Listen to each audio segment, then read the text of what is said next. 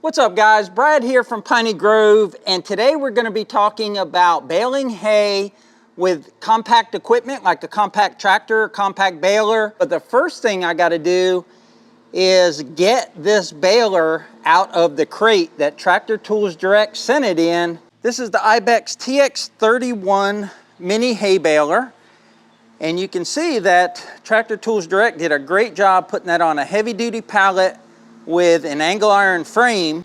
And I've already got the top part of the frame off over here.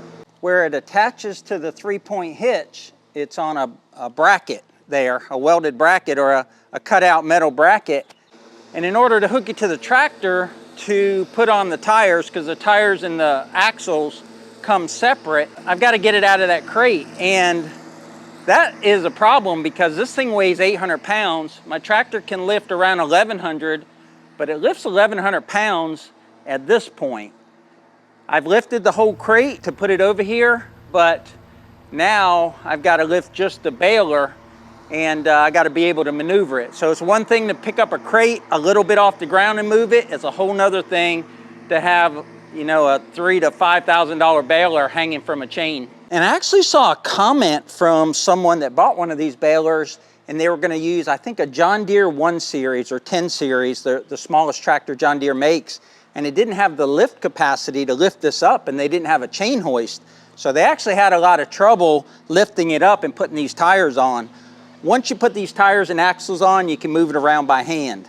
But I've got it all chained up. Let's see if it'll lift it, get these tires on, and then we'll talk about it some more. And I didn't mention it, but I've got it attached on the lifting hooks that the Ibex baler already has on it. So I'm not trying to attach it with a chain somewhere where it's not supposed to be used to lift it.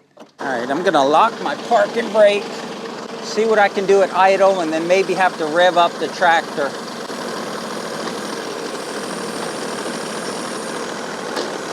It doesn't want to lift it. I need to lift it higher, and then I can pull that out from under it. I think I can pull that crate out from under it. I ain't gonna lie, that was sketchy, but I was not under it at any point. I did it all from the side in case it fell. Last thing we gotta do is put this front wheel on. Do that real quick. All right, I got all 3 wheels on. I think I can put it right on the concrete there where it's level, and then we can talk about it. There's 2 different ways you can put these wheels on, and one is a wider stance, and I thought I would like that, but looking at the baler, I think I want it back to the narrow stance. So I'm gonna lift it up with the tractor forks here. I'm only gonna lift up one side of it, slide that in, and put the bolt back in. And this is what I was doing earlier when it was lifted. I just threw that bolt in there. I didn't put the nut on or anything. I didn't want to be under it too long.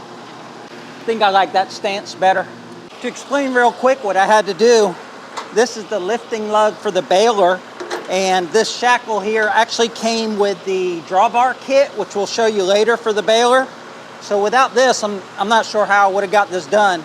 But this is a lifting point, and over here is the other lifting point. And in order to get my chain through there, I actually had to take the hook off the chain so I could get it through that hole of that lifting point so I could use my hook to hold my chain together. But that's the way that this thing is intended to be lifted. And like I mentioned earlier, if you don't have a capable tractor, you need to find a neighbor or get a chain hoist or an A-frame or something to be able to put this baler together when you receive it. Now that the baler is safely out of the crate, we'll go over the functions of the baler and some of the features of it. But first, let's talk about the 3 things that you need to bale hay.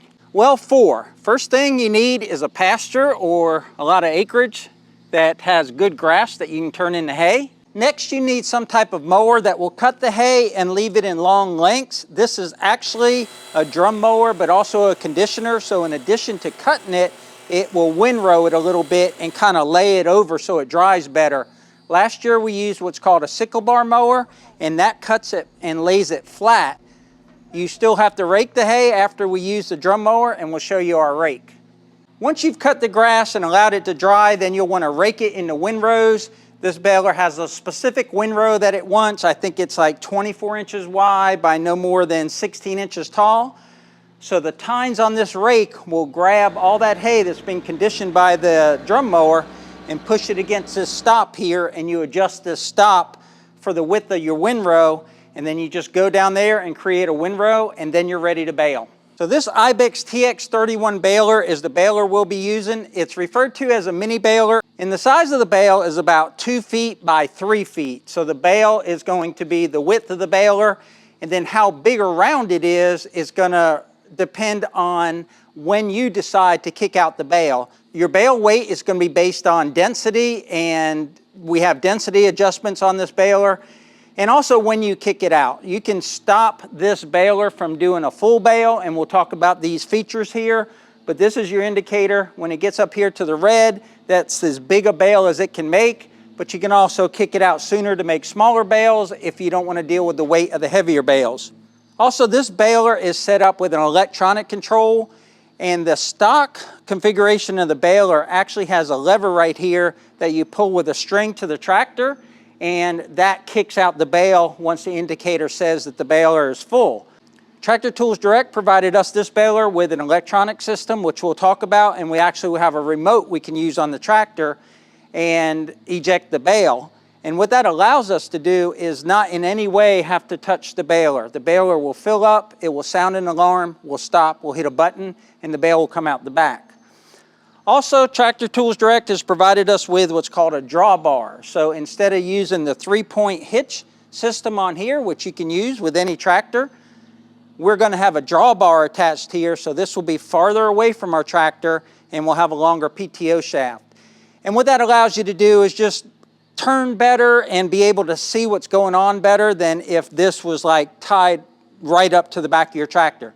Now, last year we used a very similar baler, and it works in a lot of the same ways.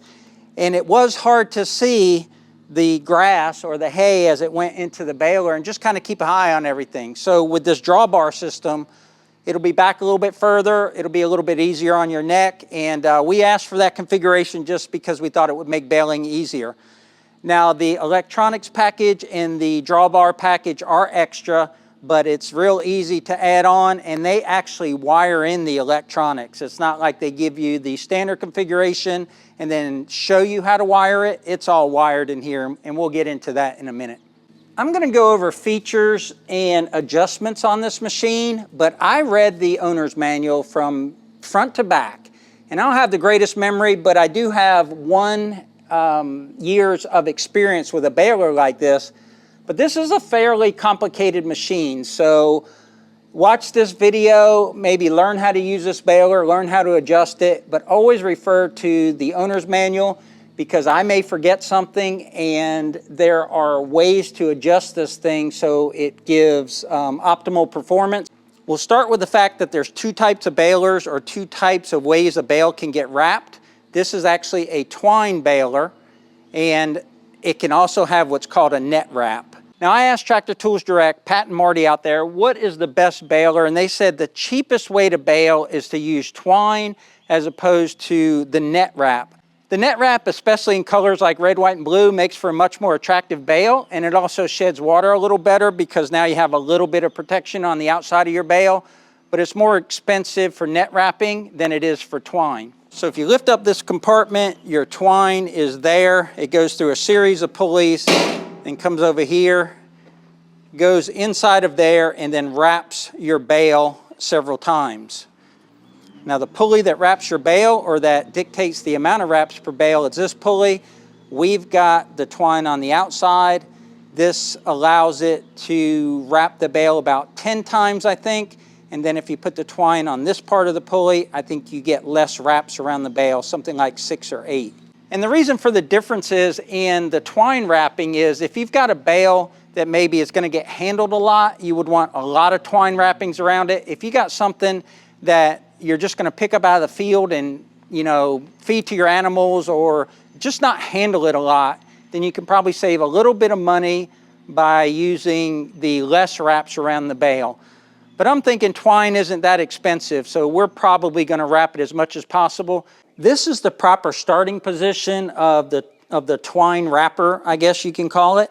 And in the instructions, it tells you how to take it from the down position up to this position, and it's fairly complicated. And I had to work through that probably 4 times before I figured it out. And the instructions are clear, but you want to make sure it's in the right position, and there's a lot of things going on here. So on this part, this has to be in this position, and this spring over here reset before you can start baling. So just check out the owner's manual and just kind of set this thing up and then drop it and set it up until you know how it operates, so that you're not messing with this in the field. So with this cover door open, we'll talk about a few more things over here. Here's the electronics that wouldn't normally be here on a manually ejecting hay baler. This is your hydraulic reservoir, and this thing's completely self-contained. Your tractor does not need any kind of rear remotes.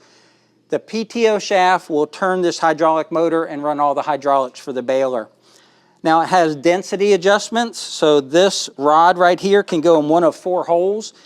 And I believe if you put it in the lower hole, it gives you a more dense bale.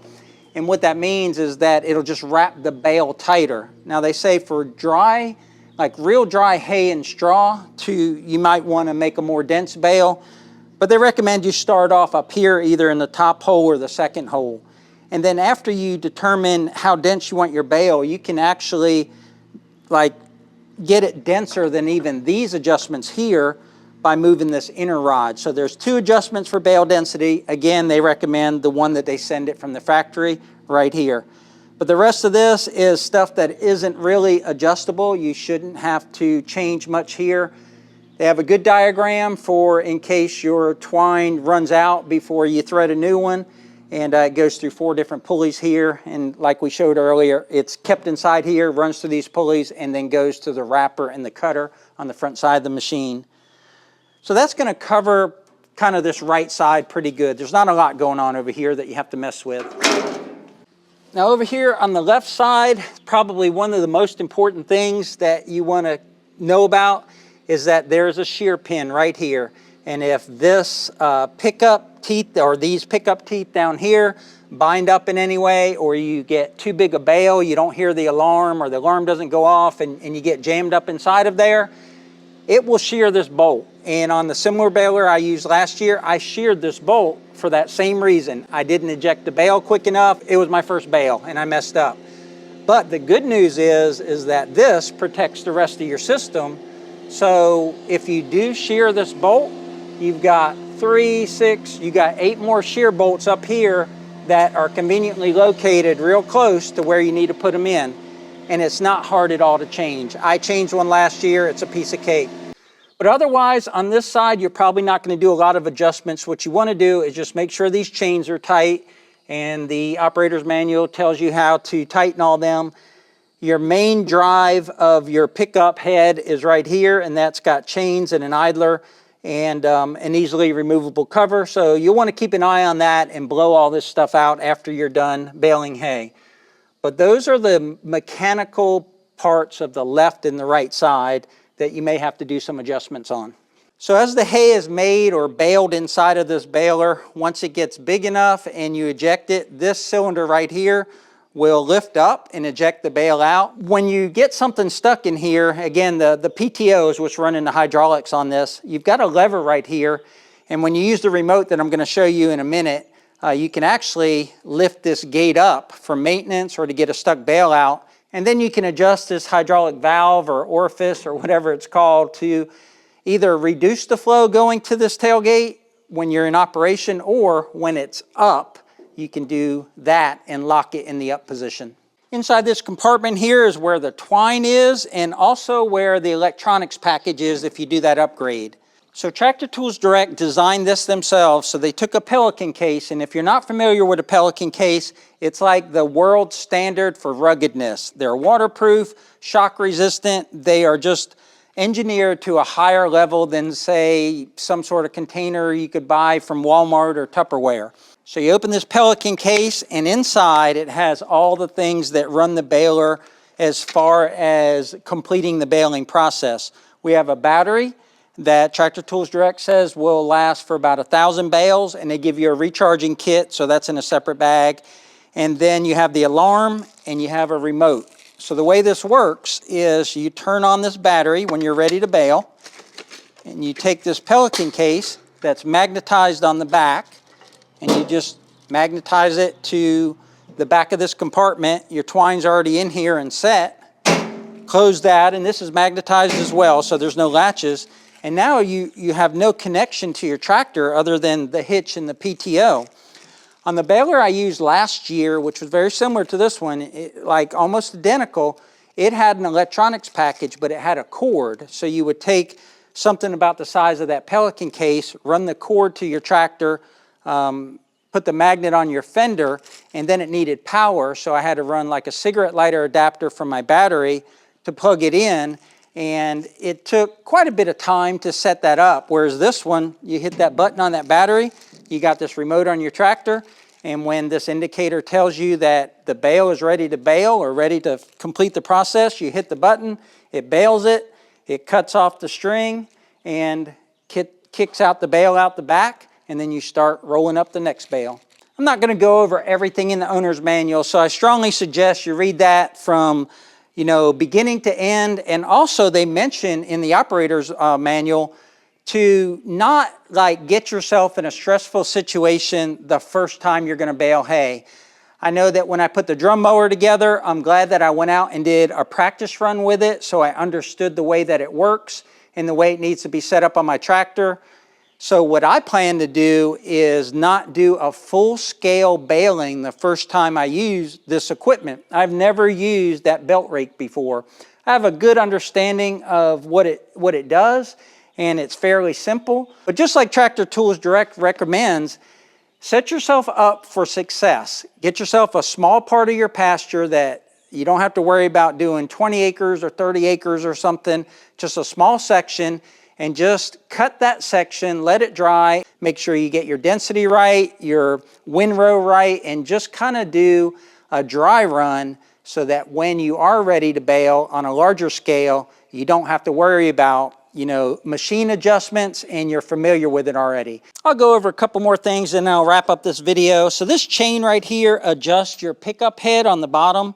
So when you're transporting it, you want to close this lever right here. Keep this pickup head just not jostling around and getting it where it might break or put undue stress on it. And then when you're baling, you'll drop that down. And by changing the length of this chain, you'll adjust the pickup teeth. And what you want is the pickup teeth to be about 1 inch or so above the ground. Because if they're constantly hitting the ground, they're going to bring a lot of debris into your baler. And if they're too high, you're going to miss a lot of hay. Just make sure when you set that properly when you go to bale in your field. And go ahead and leave it in transport mode. All right, that's going to wrap up the preparation of the 3 pieces of equipment that we got from Tractor Tools Direct to bale our hay out here at Piney Grove. You can see the contrast between where Miss Piney Grove mowed just a minute ago and left a tall bahia grass, and this whole 5 acres is going to get mowed, raked, and baled in the upcoming week. So be sure to look out on our channel for those videos. But that's going to do it for now. Until the next one, y'all take care out there, and remember, life's short, tractor hard.